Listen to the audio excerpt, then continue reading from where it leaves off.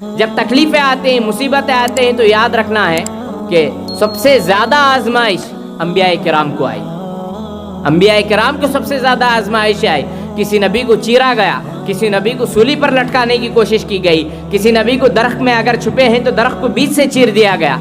کیا کچھ انبیاء علیہ السلام نے مصیبتیں نہیں اٹھائی، مصیبتیں برداشت نہیں کی، اور اس میں سب سے زیادہ مصیبتیں اولو العزم پیغمبروں، یوسف علیہ السلام ہیں، جیل کی زندگی انہیں اٹھانی پڑی، موسیٰ علیہ السلام ہے، شہر سے دور جانا پڑا، ہر کسی پیغمبر کو، ابراہیم علیہ السلام کو کتنی مصیبتیں آئی، گھر بار سے دور ہونا پڑا، بیوی بچوں کو بیابان میں چھوڑنا پڑا، کیا کچھ مصیبتیں آئیں۔ خود آپ صلی اللہ علیہ وسلم کو بچپن ہے تو ماں باپ سے محروم، پھر اس کے بعد جوان ہوئے تو ہجرت کا موقع، ہجرت کے بعد بونس میں دشمن، یہ سب چیزیں آپ صلی اللہ علیہ وسلم کی زندگی میں آئی، لیکن یہ آزمائشیں مومن کے مقام کو اور بلند کرتی ہیں، کیونکہ اللہ تعالیٰ نے قرآن مجید میں فرمایا، سورہ بقرہ آیت نمبر 150/5، وَلَنَبْلُوَنَّكُمْ بِشَيْءٍ مِّنَ الْخَوْفِ وَالْجُوعِ وَنَقْصٍ مِّنَ الْأَمْوَالِ وَالْأَنفُسِ وَالثَّمَرَاتِ وَبَشِّرِ الصَّابِرِينَ۔ اللہ تعالیٰ اس میں تاکید کے لفظ کے ساتھ کہتا ہے کہ ہم ضرور تم کو آزمائیں گے۔ کیسے آزمائیں گے؟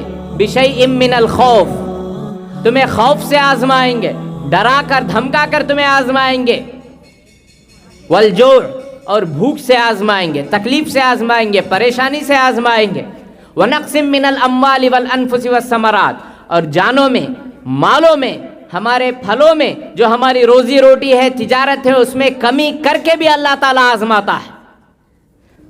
الحمدللہ رب العالمین، والصلاة والسلام علی نبینا محمد ابن عبداللہ وصحبہ ومن تبعہم بإحسان الی یوم الدین، اما بعد، فاعوذ باللہ من الشیطان الرجیم، بسم اللہ الرحمن الرحیم، رب اشرح لی صدری ویسر لی امری واحلل عقدۃ من لسانی یفقہوا قولی۔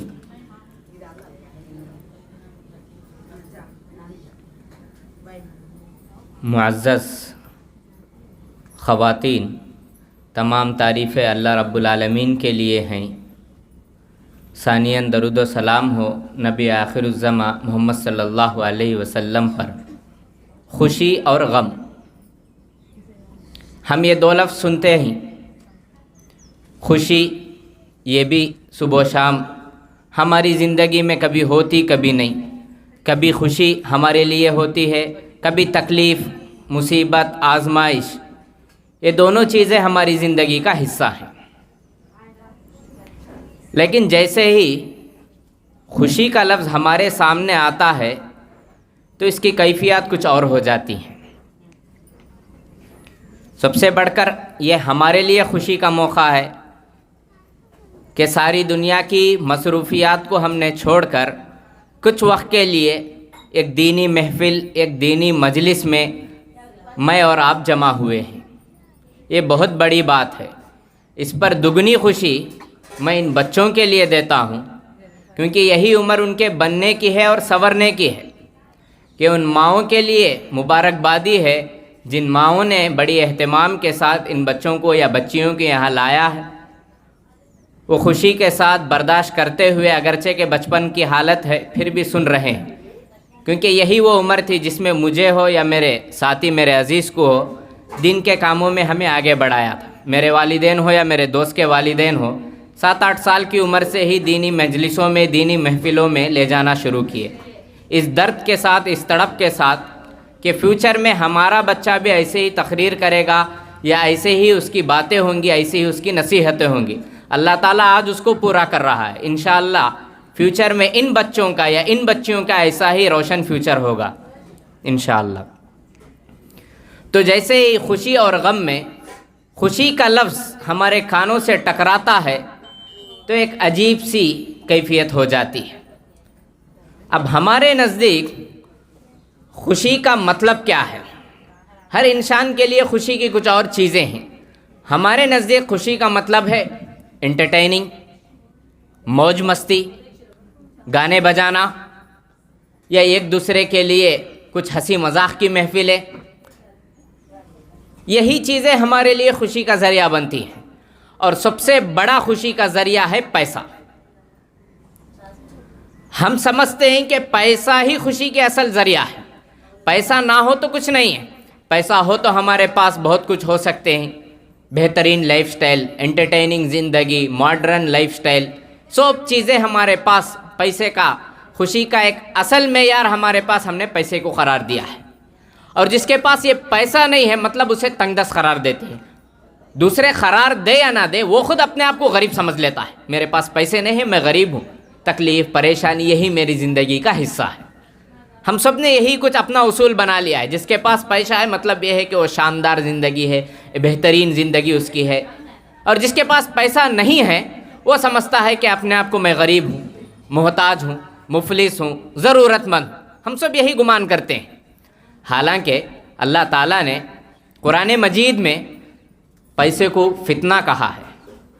سورہ تغابن آیت نمبر 15 اللہ تعالیٰ فرماتا ہے انما اموالکم و اولادکم فتنہ، بے شک تمہارے یہ جو مال ہیں، تمہاری جو اولاد ہے وہ تمہارے حق میں ایک آزمائش ہے۔ پیسہ جس کو ملے اس کے لیے بھی آزمائش ہے، جس کو نہ ملے اس کے لیے بھی آزمائش ہے۔ ملنے سے نہ ملنا بہتر ہے، کیونکہ اس کا صحیح مصرف اور صحیح جگہ استعمال کرنا یہ بہت بڑی بات ہے آج کی دنیا میں۔ اور پیسے کے بعد جو چیز ہمارے پاس آتی ہے وہ لالچ، ہرس۔ اگر کسی کے پاس 10,000 ہے تو اسے 20,000 کی خواہش، جس کے پاس 20 لاکھ ہے تو اسے 50 لاکھ کی خواہش، جس کے پاس 50 لاکھ ہے تو اس کے پاس کروڑ کی خواہش۔ ہر دم اس کی یہی فکر رہتی ہے، کس طرح میں پیسے چھاپوں، کس طرح میں پیسے بناؤں، کس طرح مجھے پیسے آ سکتے ہیں، انکم کہاں سے مجھے مل سکتی ہے۔ اسی دھن میں ہماری زندگی گزر رہی ہے، چاہے وہ مرد ہو یا عورت ہو یا بچپن ہی کی عمر سے۔ چھوٹے بچوں کو بھی اگر کہا جائے 10 چاکلیٹ کے بجائے 200 روپے سے 300 روپے دے تو ان کا دن بن جاتا۔ کیوں؟ کیونکہ ویسی تربیت ہم نے ان کی بنا دی ہے۔ حالانکہ آپ صلی اللہ علیہ وسلم نے فرمایا کہ پیسہ یہ خوشی کا ذریعہ نہیں ہے۔ لو کان لابن آدم وادیان من مال لابتغى ثالثا ولا يملأ جوف ابن آدم الا التراب ويتوب الله على من تاب، رواہ الترمذی 2330 پر 6 روایت نمبر ہے، کہ اس میں آپ صلی اللہ علیہ وسلم نے فرمایا اگر بنی آدم کے لیے یعنی انسانوں کے لیے مال کی 2 وادیاں ہوں، وادی کا مطلب ہے ایک پہاڑ سے لے کر دوسرے پہاڑ کے درمیان کا حصہ، اندازہ لگاؤ کہ 2 پہاڑ کے درمیان کتنی بڑی وادی رہتی ہے، پورا شہر آ جاتا ہے۔ اگر اس طرح کے 2 شہر انسان کے لیے موجود ہو پھر بھی اس کی ہرس نہیں بڑھے گی، پھر بھی اس کی ہوس نہیں مٹے گی، پھر بھی اس کی خواہش ختم نہیں ہوگی، یہاں تک کہ وہ طلب کرے گا لابتغى ثالثا، تیسری اگر اس سے بڑی وادی ہوگی تو اچھا رہتا۔ اور آگے آپ صلی اللہ علیہ وسلم نے فرمایا وَلَا يَمْلَأُ جَوْفُ ابْنِ آدَمَ إِلَّا التُّرَابُ، اور انسان کے جو خواہشات ہیں، انسان کے جو ہرس ہے، جو طمع ہے، اس کو اگر کوئی چیز پوری کر سکتی ہے، اس کو اگر کوئی چیز بھر سکتی ہے تو وہ قبر کی مٹی ہے۔ جب تک انسان قبر میں نہیں جاتا، جب تک اس کی خواہشیں ختم نہیں ہوتی۔ اس میں سب برابر ہیں، سب ایک پلیٹ فارم میں، کیا بچہ، کیا جوان، کیا بوڑھا، کیا عمر رسیدہ، ہر کسی کو پیسے کی ہوس ہے، پیسے کی خواہش ہے۔ اور ہمارے پاس خوشی کا جو معیار ہے وہ کیا ہے؟ اچھا لباس، اچھا گھر، اچھی عزت، شہرت، نام و نمود، اچھی گاڑی، یہی کچھ چیزیں ہمارے پاس خوشی کے لیے اہم ذریعہ ہیں۔ اور یہ سمجھ لیتے ہیں کسی کے پاس اچھا گھر ہو، عالیشان مکان ہو، عالیشان گھر ہو، بہترین کپڑے ہیں، بہترین گاڑی ہے، بائک ہو یا کار ہو، کچھ بھی ہو، نام و نمود ہے، شہرت ہے اس کی، تو سمجھتے ہیں کہ یہی خوشی کا اصل ذریعہ ہے۔ حالانکہ یہ خوشی کے ذریعے نہیں۔ جیسے انسان مرتا ہے، مرنے کے بعد اگر کوئی اچھا جاننے والا ہے، علم والا ہے تو وہ کہے گا مرحوم کو کب دفناتے ہیں۔ اگر کوئی عام بولی والا لفظ ہے، عام بولی والا بولتا ہے تو وہ آسان الفاظ میں پوچھے گا مردے کو کب اٹھاتے، جنازے کو کب دفن کرتے۔ یہی عام الفاظ اس کے لیے استعمال ہوتے۔ یہ زندگی، یہ شہرت، یہ عزت، یہ مال، یہ سب چیزیں بس یہ دنیا ہے۔ وما هذه الحیات الدنیا الا متاع وان الاخرۃ ہی دار القرار، سورہ غافر کی آیت ہے کہ دنیاوی زندگی تو کیا ہے، بس چند روزہ ساز و سامان ہے، اور اصل زندگی تو آخرت کی زندگی ہے۔ اور ہم نے اسی انٹرٹیننگ اور موج مستی والی زندگی کو ہی خوشی کا ذریعہ سمجھ لیا ہے۔ جیسے ہی مر جائے تو ہمارا نام، ہماری شہرت، ہماری عزت سب کچھ ختم، یا تو مرحوم لکھا جائے گا یا تو مردہ کہا جائے گا۔ اور جو لباس ہمارے لیے ہوگا وہ کفن کا لباس ہوگا، کتنا قیمتی لے لے تو بھی سفید کپڑے چھڑتے ہو، اس میں کیا بھی انٹرٹیننگ کی یا چمکیوں کی یا ادھر سے ادھر سے ویل ڈریسنگ کی کیا بھی ضرورت نہیں ہے، کیا بھی ہوش نہیں رہتے اس میں۔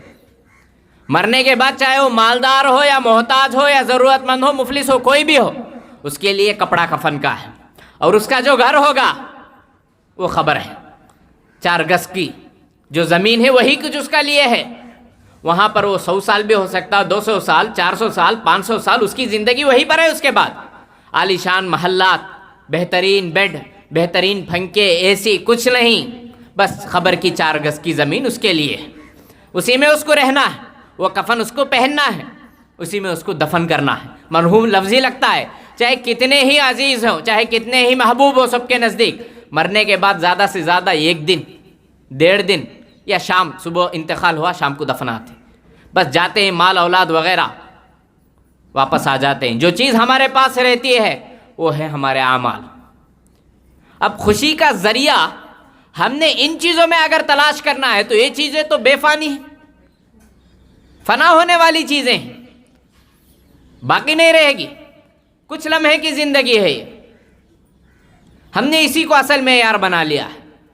حالانکہ جب تک انسان خود سے خوشی محسوس نہیں کرتا، دنیا کی کوئی نعمت، کوئی چیز اس کو خوش نہیں کر سکتی، کیونکہ اگر انسان خواہش کرے کہ مجھے اچھا فون ہے، اچھا فون اگر اللہ دے دیا تو اس کے بعد اس کی خواہش دگنی ہو جاتی، یہ فون 20,000 کا ہے، مجھے 40 کا ہونا۔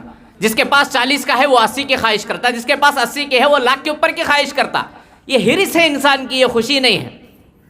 اور اس میں جتنا مال ہے اتنی زیادہ خواہش، اتنی زیادہ ہرس۔ اسی لیے دیکھیں گے کہ مال کروڑوں کمانے والا ہے، رات آتا ہے تو گھر آنے کے بعد نیند کی گولیاں کھاتا ہے، بہترین بستر اس کے پاس ہے، اے سی چل رہی ہے رات بھر، آسائش کے ساروں سامان اس کے پاس میسر ہیں، پھر بھی رات بستر میں کروٹیں لے رہا ہے، ادھر سے ادھر کروٹ، ادھر سے ادھر کروٹ، دن بھر کمپنی میں، وہاں بھی سکون نہیں، رات بستر میں، یہاں بھی سکون نہیں، کیونکہ اس کے پاس لالچی ہونے کی طبیعت کا وہ عادی ہو گیا ہے۔ وہی یہ غریب، اس کی زندگی کیسی ہے؟ دن بھر محنت کرتا ہے، کماتا ہے، پھر رات کو تھکے ماندے گھر آتا ہے، اپنے بچوں سے ملتا ہے، جو بھی کھانا اس کے لیے میسر ہے کھا لیتا ہے اور سکون کی نیند سو جاتا ہے۔ نہ نیند کی گولی کی ضرورت ہے، نہ اے سی کی ضرورت ہے، بس تھکان کی ضرورت ہے۔ غریب کے گھر میں ماں دن بھر چولہے کے سامنے اور باپ دن بھر گرمی میں جلتا ہے، تب کھانا پکتا ہے، پھر سکون سے کھا لیتے ہیں اور سو جاتے ہیں۔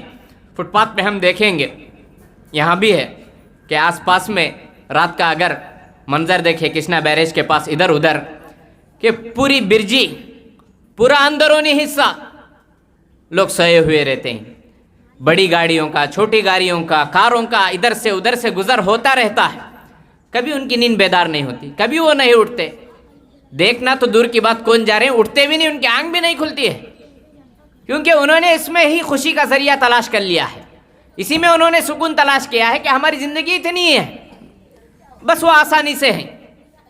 اور ہم نے اس کے لیے خوشی کا معیار بدلنے کی کوشش کی، خوشی کو ہم نے حد سے زیادہ تلاش کرنے کی کوشش کی، یہ ہے تو اس سے زیادہ ہے، اس سے زیادہ ہے تو اور اس سے زیادہ، اس سے زیادہ ہے تو اور اس سے زیادہ، جس کے نتیجے میں کیا ہوا، نہ ہم سکھ سے رہ سکتے، نہ ہم اپنے جو ماتحت رہنے والے ہیں، اپنے بیوی بچے گھر والے، نہ وہ خوشی سے رہ سکتے، کیونکہ ہم نے خوشی کے معیار کو ہم نے بدل دیا ہے۔ حالانکہ جب تک انسان خود سے خوش نہیں ہو سکتا، دنیا کی کوئی نعمت اسے خوش نہیں کر سکتی۔ اللہ تعالیٰ نے جو دیا ہے، جو نعمتیں ہمیں میسر کی ہے، اور سب سے بڑی نعمت اسلام کی ہم نے دی ہے، کروڑوں اربوں لوگ تڑپ رہے ہیں کہ ہر سیکنڈ میں ایک حال، ایک انسان کفر پر مر رہا ہے، جس کے لیے ابدی جہنم ہے۔ اللہ نے ہمیں ایمان کی سب سے بڑی دولت عطا کی ہے کہ یہی وہ دولت ہے جو ہمیں آخرت میں کام آئے گی، یہ اصل خوشی کا ذریعہ ہے۔ اس کے لیے مال کی ضرورت نہیں ہے، ماحول کی ضرورت ہے، کلچر کی ضرورت ہے۔ اب دیکھو، ایک ماحول، پروگرام رکھنے والوں نے ایک پروگرام طے کیا کہ ایک پروگرام دین کا رکھا جائے، اس گھر والوں نے گھر دے کر اپنی دریا دلی کا ایک خوشی کا ذریعہ انہوں نے کوشش کی اپنانے کی۔ اب دیکھیے، آپ تمام افراد آئے، اس خوشی میں ان کے شریک ہوئے، بس یہی ان کی زندگی کے لیے ہے کہ چلو بھائی ہم نے جو ارادہ کیا، خوشی کو ہم نے جو حاصل کرنے کی کوشش کی کہ گھر دینے والے نے الحمدللہ گھر دیا، پروگرام رکھنے کے لیے سہولت ہوئی، بہت سارے افراد آئے، خواتین آئے، اور رکھنے والے جو مائک کا 2 منٹ کا انٹرول بھی ہمیں مل گیا ہے۔ چلیے ہم اپنی بات پر آتے ہیں۔ تو خوشی کا معیار ہم نے بدل دیا ہے، اور تو اس میں مفید مشورے خوشی حاصل کرنے کے لیے، اور مفید مشوروں کے اکثر مضر اثرات اور نقصان دہ اثرات ہی ہوتے ہیں، اور مشورہ دینے میں تو ہم ماہر ہوتے ہیں۔ اگر کوئی کچھ دعوت رکھنا چاہے تو معمولی سے مشورے 1-2 مٹھے ایکسٹرا رکھے تو اور اچھا رہتا، پتہ نہیں اس بیچارے کے پاس اتنے حالات ہیں نہیں ہیں، اور ہم اپنے لیے فری میں مشورے دینے کے لیے تیار ہوتے ہیں، اور اس میں بے جا رسومات کے ذریعے ہم خوشی حاصل کرنے کی آج کوشش کرتے ہیں۔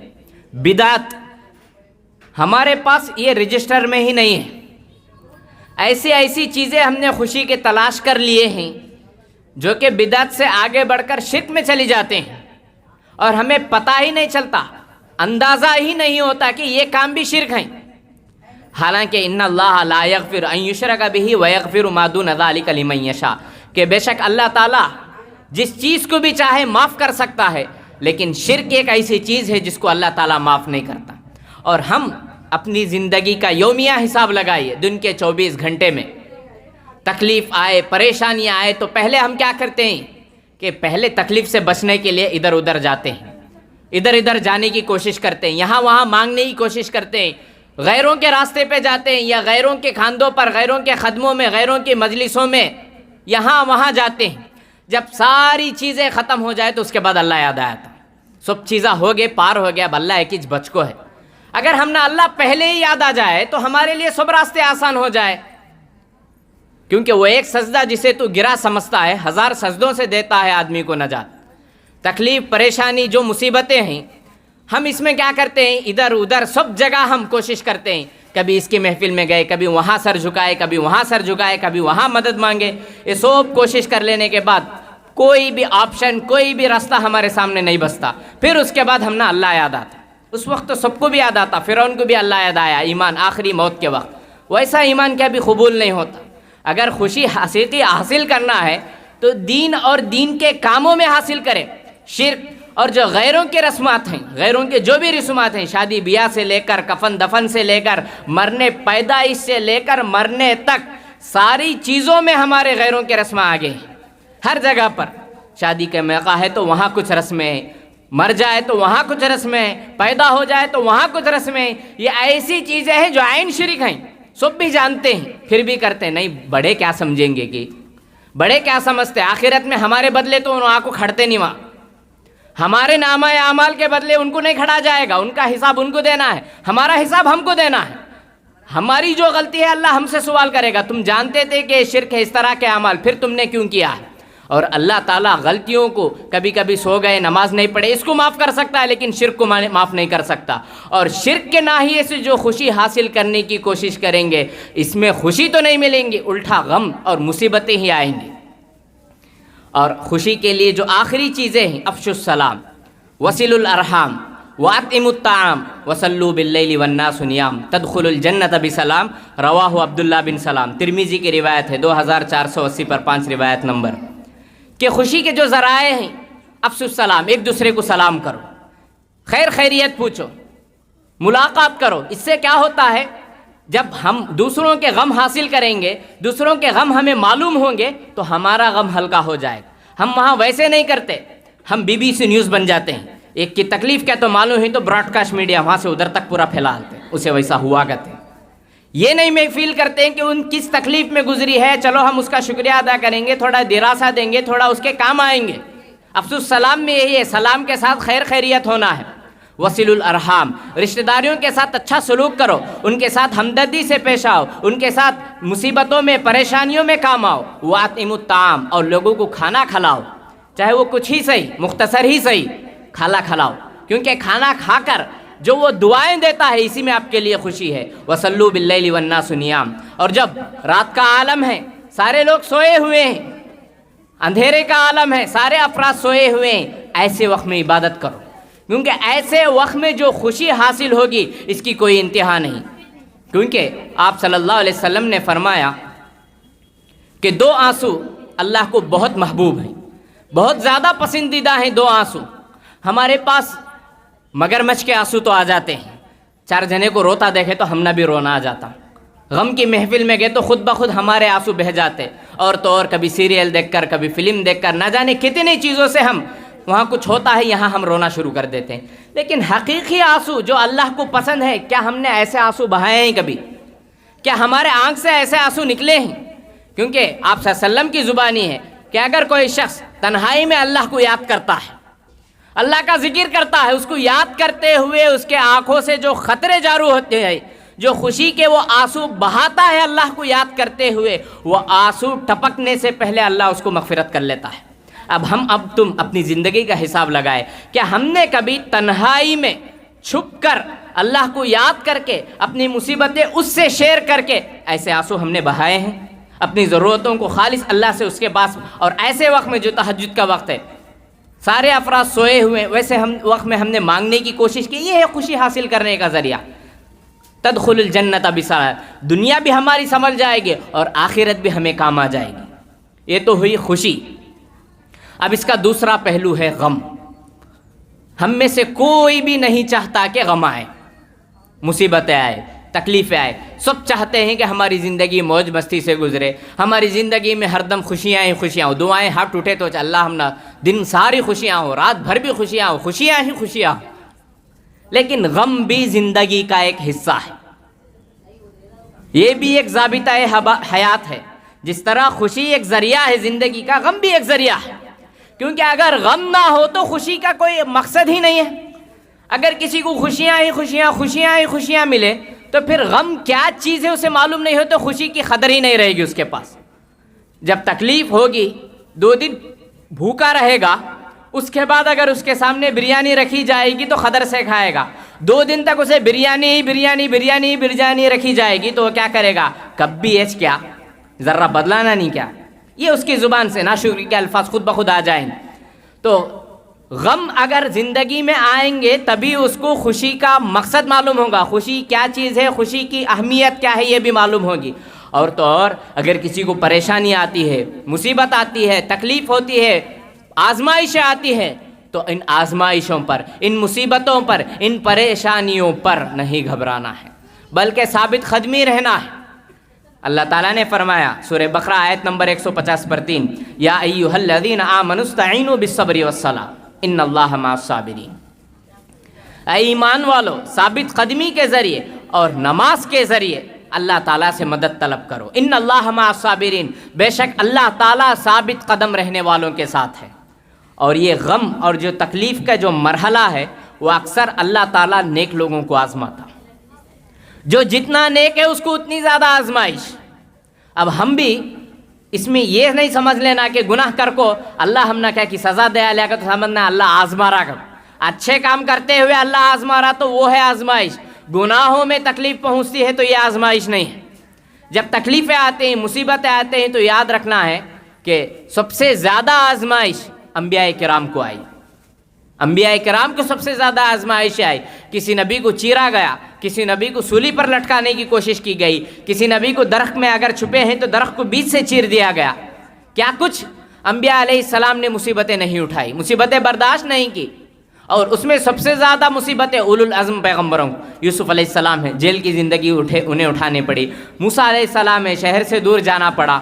ہر کسی پیغمبر کو، ابراہیم علیہ السلام کو کتنی مصیبتیں آئی، گھر بار سے دور ہونا پڑا، بیوی بچوں کو بیابان میں چھوڑنا پڑا، کیا کچھ مصیبتیں آئیں۔ خود آپ صلی اللہ علیہ وسلم کو بچپن ہے تو ماں باپ سے محروم، پھر اس کے بعد جوان ہوئے تو ہجرت کا موقع، ہجرت کے بعد بونس میں دشمن، یہ سب چیزیں آپ صلی اللہ علیہ وسلم کی زندگی میں آئی۔ لیکن یہ آزمائشیں مومن کے مقام کو اور بلند کرتی ہیں، کیونکہ اللہ تعالیٰ نے قرآن مجید میں فرمایا سورہ بقرہ آیت نمبر 150 پر 5، وَلَنَبْلُوَنَّكُمْ بِشَيْءٍ مِّنَ الْخَوْفِ وَالْجُوعِ وَنَقْصٍ مِّنَ الْأَمْوَالِ وَالْأَنفُسِ وَالثَّمَرَاتِ وَبَشِّرِ الصَّابِرِينَ۔ اللہ تعالیٰ اس میں تاکید کے لفظ کے ساتھ کہتا ہے کہ ہم ضرور تم کو آزمائیں گے۔ کیسے آزمائیں گے؟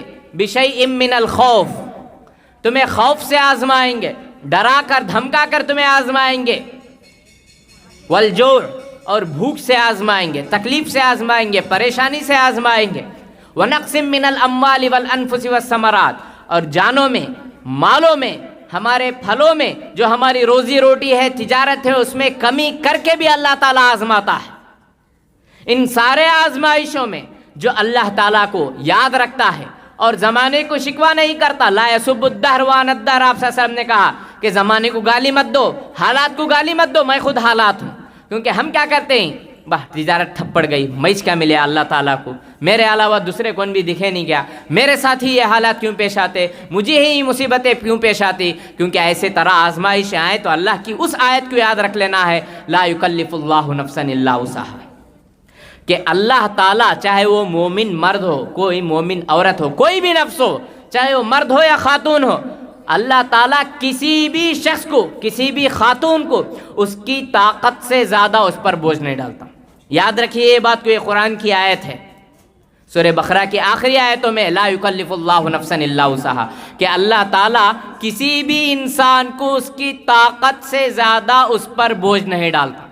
جتنی آزمائشیں ہیں تو سمجھو کہ ہم اتنی اٹھا سکتے ہیں، اور اس میں اللہ تعالیٰ سے ہم ثابت قدمی طلب کرنا ہے، مدد طلب کرنا ہے، کیونکہ یہ سب چیزیں ہماری زندگی کا حصہ ہے، کیونکہ ہماری پیدائش ہی اسی لیے ہے کہ الذی خلق الموت والحیات لیبلوکم ایکم احسن عملا، سورہ ملک آیت نمبر 2، کہ ہم نے تم کو پیدا کیا ہے، یہ موت، یہ زندگی، اس کو ہم نے پیدا کیا ہے تاکہ آزمائے کون تم میں عمل کے اعتبار سے بہتر ہے، کس کے اعمال تمہارے نزدیک بہتر ہے، کس کے اعمال جانچے جاتے ہیں یہ دنیاوی زندگی میں کہ کون اچھا ہے کون برا ہے۔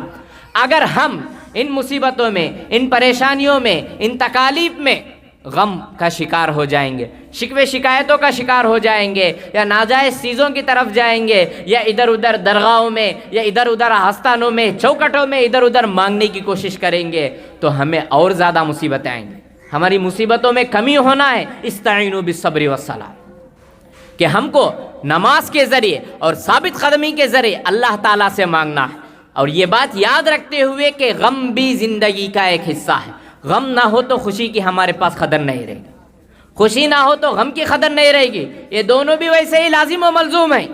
تکلیف آئے، پریشانیاں آئے تو ثابت قدم رہتے ہوئے اللہ سے دعا کرنا ہے، اللہ تعالیٰ مصیبت جو بھی پریشانی آئے یہ دنیا کا حصہ ہی، اللہ تعالیٰ مجھے ان سے نجات دلا دے، مجھے آسانی کے ایام مقرر فرما، مجھے آسانی کے ساتھ آگے کے مراحل طے فرما، یہ دعائیں ہمیں کرنا ہے، تب چل کر ہماری حقیقی خوشی ہم کو حاصل ہوگی۔ اور یہ غم نے سینے کوبنا، سینے پیٹنا، شکوے شکایتیں کرنا، اور ایک دوسرے کو بلا بلا کہنا، ایک دوسرے پر ڈالنا، فلاں کی وجہ سے ایسا ہوا، فلاں کی وجہ سے ایسا ہوا، کیا میچ ملے، کیا دوسرے کون بھی نہیں ملے، ہمارے ساتھ ایسا کچھ ہوتا، یہ الفاظ اللہ کو بہت ناپسندیدہ ہیں، کیونکہ ناشکری کے الفاظ ہیں۔ کیونکہ تکلیف یا پریشانی، اندازہ لگاؤ، وَإِن تَعُدُّوا نِعْمَتَ اللَّهِ لَا تُحْصُوهَا، اللہ تعالیٰ کہتا ہے کہ اگر تم اللہ کی نعمتوں کو گننا چاہو، شمار کرنا چاہو، تو تم شمار نہیں کر سکتے، گن نہیں سکتے، کیونکہ آپ سمجھو کسی کو تکلیف ہوئی، کسی کو پریشانی آئی،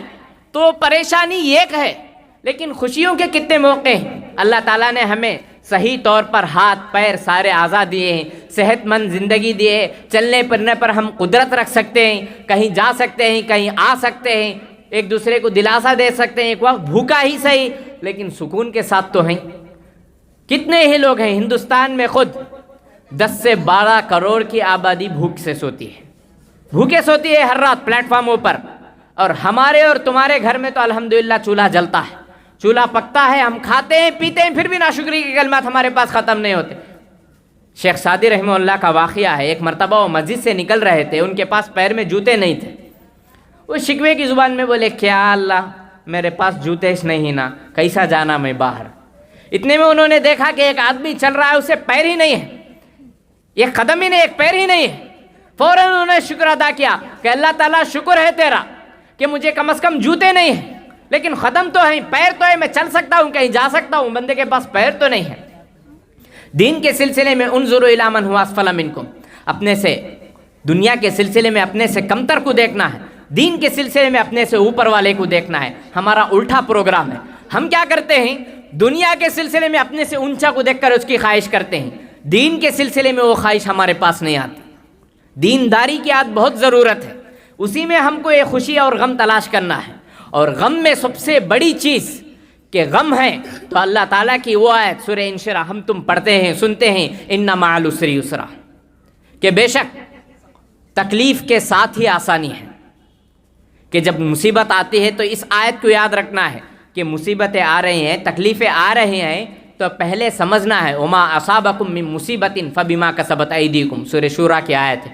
جو کچھ بھی دنیا میں مصیبتیں آتی ہیں، تکلیفیں آتی ہیں، پریشانیاں آتے ہیں، یہ ہمارے کرتوتوں کا نتیجہ ہے. جو کچھ بھی ہمیں لائق ہوتے ہیں، جو بھی تکلیفیں پریشانیاں جو بھی آتی ہیں، یہ ہمارے کرتوتوں کا، یہ ہمارے گناہوں کا نتیجہ ہے. اور تو اور اللہ تعالیٰ بہت سارے گناہوں کو معاف کرتا ہے، پھر بھی کچھ نہ کچھ ہمیں آزماتا ہے. کیوں آزماتا ہے؟ وَلَنُذِيقَنَّهُم مِّنَ الْعَذَابِ الْأَدْنَىٰ دُونَ الْعَذَابِ الْأَكْبَرِ لَعَلَّهُمْ يَرْجِعُونَ، سورہ سجدہ کی آیت ہے. ہم آزماتے ہیں، ہم ضرور آزماتے ہیں. اللہ تعالیٰ تاکید کے ساتھ کہتا ہے کہ چھوٹے چھوٹے تکلیفیں پریشانیوں سے ہم آزماتے ہیں. من العذاب الادنیٰ، بڑے عذاب سے پہلے چھوٹے عذابوں سے آزماتے ہیں. لعلہم یرجعون، تاکہ وہ ہماری طرف لوٹ آئے. یہ مصیبت آ رہی ہے، سگنل ہے، یہ ہمارے لیے ایک ایکشن اٹھانے کا موقع ہے، اشارہ ہے یہ ہمارے لیے. دیکھ ہمیں پریشانی آئی ہے، مصیبت آئی ہے، ہمیں اللہ کی طرف لوٹنا ہے. ان مع العسر یسرا، اور لوٹتے ہوئے اس آیت کو یاد رکھنا ہے کہ بے شک مشکل کے ساتھ ہی آسانی ہے. مشکل کے بعد بھی اللہ تعالیٰ نہیں بولیا، مشکل کے ساتھ ہی اللہ نے آسانی کو رکھا ہے. کہ جہاں مشکل ہے اسی کے ساتھ آسانی بھی ہے. بس تھوڑی ثابت قدمی کے ساتھ، تھوڑا دعاؤں کے ذریعے، تھوڑا 5 وقتہ نماز اور عبادتوں کے ذریعے حاصل کرنا ہے. رکھ دیا ہے ان چیزوں میں، 5 وقتہ نماز اس کی پابندی آئے تو خود بخود گھر میں برکت ہے. قرآن کی تلاوت ہے تو خود بخود گھر میں برکت ہے. ان چیزوں میں اللہ نے خوشی کا حاصل کرنے کا ذریعہ رکھ دیا ہے. ہم کیا کرتے ہیں؟ ان سب چیزوں کو کنارہ کش کر دنیاوی چیزوں میں خوشی حاصل کرنے کی کوشش کرتے ہیں، جس کا نتیجہ خوشی تو نہیں ملتی، البتہ قرض کے شکار ہوتے ہیں، مصیبتوں کے شکار ہوتے ہیں، پریشانیوں کے شکار ہوتے ہیں. تو ہمارے پاس اب تو ہم کو معلوم ہو گیا کہ خوشی کا ذریعہ کیا ہونا ہے اور غم زندگی میں کیوں آتے ہیں. غم اس وجہ سے آتے ہیں، اگر نیک ہیں تو آزمانے کے لیے آتے ہیں، اگر گنہگار ہیں تو غم اس لیے آتے ہیں تاکہ وہ گناہوں سے بچ جائے، گناہوں سے اپنے آپ کو روکے رکھے، اس کے لیے غم آتے ہیں. یہ دونوں چیزیں بھی زندگی کا ایک حصہ ہے، یہ دونوں چیزیں بھی ہیں. غم کا موقع ہے تو تھوڑا ثابت قدم رہ کر اللہ سے مانگ لے، خوشی کا موقع ہے تو اللہ کا شکر ادا کرے کہ اللہ تعالیٰ ھذا من فضل ربی لیبلونی اشکر و مکفور. یہ بھی قرآن کی آیت ہے، یہ میرے رب کا فضل ہے، وہ مجھے آزما رہا ہے کہ میں شکر کرتا ہوں یا ناشکری کرتا ہوں. ایسے موقع پہ ہم کیا کرتے ہیں؟ خوشی کا موقع ہے تو ہماری نمازیں معاف، تلاوتیں معاف، سب چیزیں ہم چھوڑ دیتے ہیں، بس خوشی کے پیچھے لگ جانے کی کوشش کرتے ہیں. جس کا نتیجہ کیا ہوتا ہے؟ ابھی خوشی ختم بھی نہیں ہوتی، قرضہ شروع ہو جاتے، کیا کہ ایک لڑائیاں شروع ہو جاتے ہیں، ایسے لڑائیاں جو زندگی بھر کے لیے کبھی جاری رہتے ہیں. تو ہم نے آج کی میری اس تقریر میں خوشی کیا ہوتی ہے اور خوشی کن چیزوں سے حاصل کرتی ہے یہ ہم نے معلوم کیا. پھر غم کیا ہوتا ہے، غم کیوں زندگی میں لائق ہوتا ہے، اور غم میں ایک مومن کی زندگی کیا ہونی چاہیے ہم نے معلوم کیا کہ غم زندگی کا حصہ ہے. آستانوں میں، چوکٹوں میں، شرکیہ چیزوں میں نہیں پڑنا ہے، بلکہ اللہ کے پاس سجدہ کرنا ہے، وہاں سر جھکانا ہے، وہاں مانگنا ہے، وہاں آنسو بہانا ہے، وہاں ہمارے آنسوؤں کی بھی قدر ہے، وہاں ہمارے آنسوؤں کی بھی قدر و عزت ہے. یہی آنسو ہمارے پاس اللہ تعالیٰ قیامت کے دن روکے رکھے گا، یہ نیکیوں میں تبدیل ہو جائیں گے. ایسے آنسوؤں کی ضرورت ہے اور ایسے ہمیں ثابت قدمی کی ضرورت ہے. اور آخری 2-3 آیتیں پڑھ کر میں اپنی بات ختم کرتا ہوں. فَأَمَّا مَن طَغَىٰ وَآثَرَ الْحَيَاةَ الدُّنْيَا فَإِنَّ الْجَحِيمَ هِيَ الْمَأْوَىٰ. اب میں اور آپ یہاں پر ہیں، یہ مبارک محفل ہے الحمدللہ، لیکن کبھی ہم نے آخرت کے بارے میں سوچا ہے کہ آخرت کیا چیز ہے، وہاں کی زندگی کیسے ہوگی، وہاں کی خوشیاں کیا ہوں گی؟ ہم میں سے اکثر نے آخرت کو بھلا دیا ہے، بس دنیا میں ایسے لگے ہوئے ہیں کہ موت اور موت کے بعد کی زندگی ہمارے رجسٹر سے صاف ہرگز نہیں ہے. اور یہ زیادہ سے زیادہ 50 سال، 60 سال، 70 سال، 80 سال، زیادہ بولے تو 100 سال، اس سے اوپر تو آج کل نہیں ہے، اس سے اوپر تو آج کل نہیں ہے. لیکن جو آخرت کی زندگی ہے وہ 500 1000 نہیں بلکہ کروڑوں سال ختم ہونے والی زندگی نہیں ہے، اور اس میں ہر کوئی جوانی رہے گا. اور جس کو اللہ تعالیٰ نے ناشکری کے سبب جہنم میں پھینک دیا تو سمجھو کہ یہاں کا 1000 سال کے بدلے وہاں کا 1 دن ہوتا. اندازہ لگاؤ کسی کو 1000 سال کی سزا کا تو کیا ہونا حال.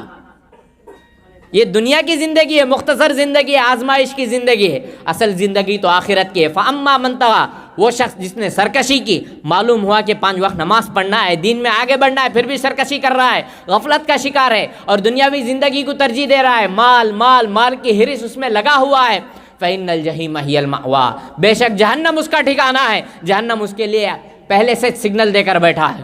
وَأَمَّا مَنْ خَافَ مَقَامَ رَبِّهِ وَنَهَى النَّفْسَ عَنِ الْهَوَىٰ، رہا وہ شخص من خاف مقام ربہ، اللہ کے پاس سامنے کھڑے ہونے سے وہ ڈرتا ہے، خوف کھاتا ہے، لرزہ طاری ہوتا ہے اس کے پاس، مجھے وہاں کل کھڑنا ہے، مجھے وہاں حساب دینا ہے، اور اپنے نفس کو خواہشات سے روکے رکھتا ہے، کیونکہ نفس کیا ہے، ہر آن خواہش دیتا ہے۔ والنفس راغبۃ اذا رغبتها والا ترد الى قلیل تقنا، نفس کو ہم جتنا للچائیں گے، آج ہمیں بریانی کھانے کی خواہش آئی تو کل اس کے ڈبل بریانی کے ساتھ چکن رہے تو بھی اچھا رہتا، اچھی گاڑی ہے تو فور ویلر والے ہے تو ابھی زیادہ قیمت کا، ایک گھر ہے تو ڈبل منزل ہونا، ڈبل منزل والے کو ٹرپل منزل، یہ لت اسی میں لگتے جاتی ہے۔ اگر ہم اس کو روکے رکھیں گے کہ بس یہی ہماری دنیا ہے، اصل تو ہماری آخرت کی زندگی ہے، تو ان لوگوں کے لیے اللہ تعالیٰ کہتا ہے فَإِنَّ الْجَنَّةَ هِيَ الْمَأْوَىٰ، آسان، جنت اور جہنم کے ابھی بڑے پہاڑ توڑنے کے جیسا نہیں ہے۔ اپنے آپ کو گناہوں سے ریک کر نیکیوں میں آگے بڑھایا ہے تو اس کے لیے جنت ہے، اپنے آپ کو انہوں نے گناہوں میں دھلسا دیا ہے، دنیا کو اس نے آگے بڑھا لیا، دنیا کو اس نے ترجیح دی ہے تو اس کے لیے جہنم ہے۔ دعا ہے رب العالمین سے کہ اللہ تعالیٰ مجھے اور آپ کو خوشی اور غم اس کے فلسفے سمجھنے کی توفیق عطا فرمائے۔ اور اس موقع پر میں 2-3 چیزیں دعاؤں کے کلمات میں کہہ دینا چاہتا ہوں، کیونکہ ایسی محفلوں میں فرشتے آتے ہیں، بیٹھتے ہیں، ہو سکتا ہے کہ ہماری ایک ادا یا ہماری ایک دعا قبول ہو جائے۔ سب سے پہلے جو پروگرام کا اہتمام کیا ہے، اللہ تعالیٰ ان کے گھر بار میں برکت عطا فرمائے، ان کی روزی رزق میں برکت عطا فرمائے، ان کے مسائل کو حل فرمائے اور انہیں جنت نما زندگی نصیب فرمائے، کیونکہ نیکی کے کاموں میں، خیر کے کاموں میں آگے بڑھنے کے لیے انہوں نے یہ کوشش کی ہے۔ یہ کوشش اللہ کے نزدیک بہت مقبول ہے، اللہ تعالیٰ مقبول بنائے اور ان کے جو بھی جائز حاجات ہیں، جائز پریشانیاں، مصیبتیں جو بھی اس کو ختم فرمائے، جو تمنائیں آرزو ہیں اس کو، ان کے گھر والوں کو، سب کو پورا فرمائے۔ پھر دوسری چیز جو یہاں اس محفل کا موقع دیا ہے، یہاں بیٹھنے کا موقع دیا ہے، یہاں ہمیں پروگرام رکھنے کا موقع عطا فرمایا ہے، اے اللہ تعالیٰ ان کے گھر بار میں برکت عطا فرمائے، ان کے روزی رزق میں برکت عطا فرمائے، ان کے جو بھی پریشانیاں ہیں انہیں ختم فرمائے، ان کے جو بھی مسائل ہیں، جو بھی جائز حاجات ہیں، ضروریات ہیں، ان کی جو غیب سے مدد فرمائے اور غیب سے پورا فرمائے۔ اس کے بعد ہم اور آپ، میں اور تم جو یہاں شریک ہوئے ہیں، نیک نیت کے ساتھ شریک ہوئے ہیں،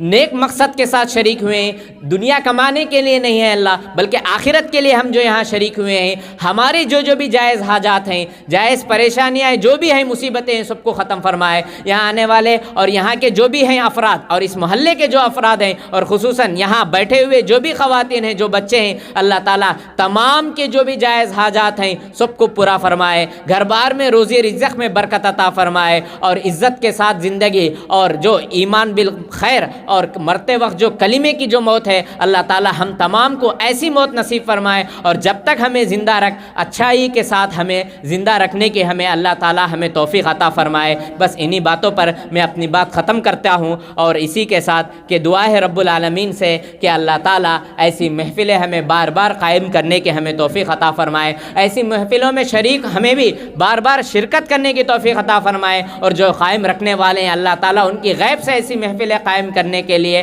روزگاری اور ایام اور جو بھی حالتیں ہیں ان کو مہیا فرمائے، اور اس راستے میں جو رکاوٹیں یا پریشانیاں ہیں ہمارے دین کے لاہیے میں ہم تمام کے لیے جو بھی رکاوٹیں آتے ہیں ان تمام کو ختم فرمائے۔